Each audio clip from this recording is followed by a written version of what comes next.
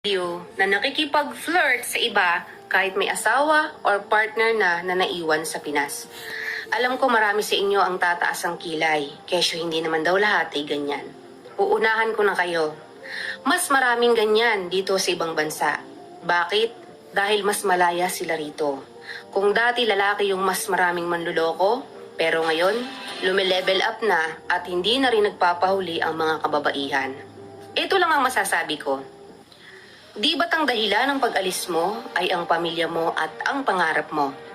May pangako kayo ng asawa mo o ng partner mo sa isa't isa na kayo lang hanggang dulo. Pero bakit ngayon?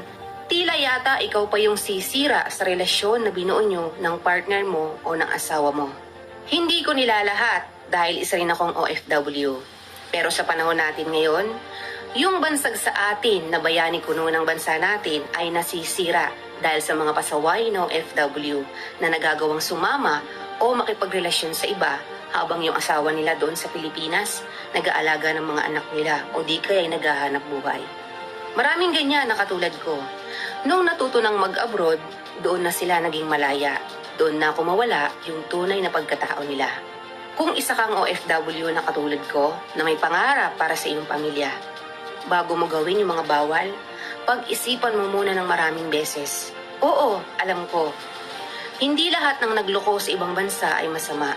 Pero hanggat maaari, kung naging mabuti naman yung relasyon mo ng partner mo na naiwan sa Pinas, umayos ka. Dito sa ibang bansa marami talagang tukso, lalo na kung may day off ka. Nako, dyan na nagkakaroon ng meet up.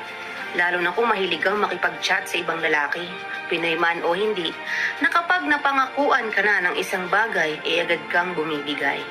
At may tatlong klase pa nga yan.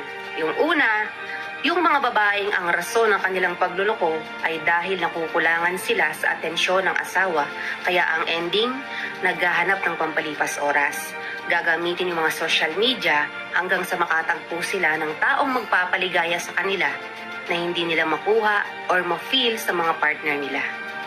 Minsan nga gagamit pa yan sila ng mga dummy account, isa sa legal at isa para sa nagbibigay sa kanya ng bagong saya. At pangalawa, yung mga babaeng ang rason ay una raw nagloko yung partner nila, kaya para patas daw ang laban, gagawa din sila ng bawal na relasyon. Ito yung mga babaeng inosente sa una, pero kalaunan, isisisi na sa asawa niya yung pagkakamali niya. Kesyo hindi raw siya masaya dahil ng babae yung asawa niya or partner niya sa Pilipinas. Pero ang totoo, ginusto niya yon dahil may iba nang nagpapasaya sa kanya at yung kasalanan nila, ibabato niya sa partner niya.